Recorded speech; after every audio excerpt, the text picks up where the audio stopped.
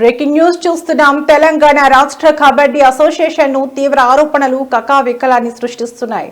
అసోసియేషన్లో కోట్లాది రూపాయల నిధుల దుర్వినియోగం అయ్యాయని జాతీయ కబడ్డీ క్రీడాకారుడు మాజీ సంయుక్త కార్యదర్శి తోట సురేష్ ఆరోపించారు. ఈ మేరకు ఆయన హైదరాబాద్ అబిడ్స్ పోలీసులకు అధికారికంగా ఫిర్యాదు చేశారు.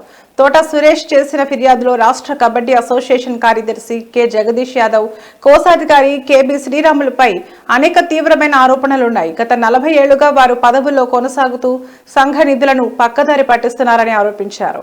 అంతర్జిల్లా కబడ్డీ టోర్నమెంట్ల కోసం ప్రభుత్వం విడుదల చేసిన నిధులను జిల్లా సంఘాలకు పంపకుండా వారు స్వాహా చేశారని సురేష్ పేర్కొన్నారు.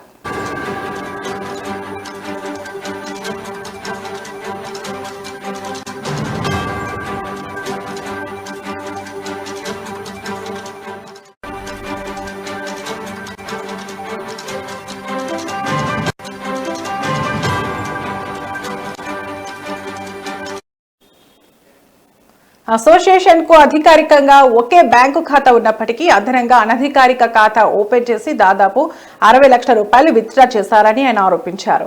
స్పోర్ట్స్ అథారిటీ ఆఫ్ తెలంగాణ అందించిన నిధులను సైతం వీరు దారి మళ్లించారని సురేష్ తెలిపారు.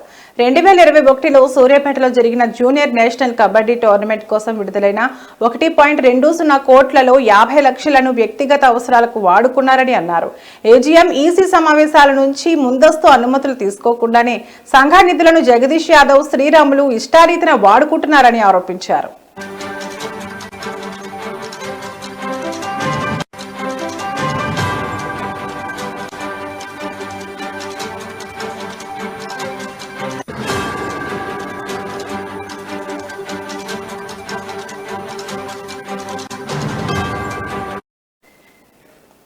తెలంగాణ ప్రీమియర్ కబడ్డీ లీగ్ కోసం చింతల స్పోర్ట్స్ సంస్థ ఇచ్చిన 20 లక్షల రూపాయల నిధులు కూడా జిల్లా సంఘాలకు ఇవ్వకుండా దుర్వినియోగం చేశారని సురేష్ వివరించారు.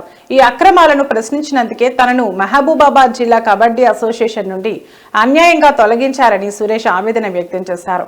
తన ఫిర్యాదుతో నిధుల వినియోగంపై పూర్తిస్థాయి దర్యాప్తు జరిపి బాధ్యులపై చర్యలు తీసుకోవాలని ఆయన కోరుతున్నారు.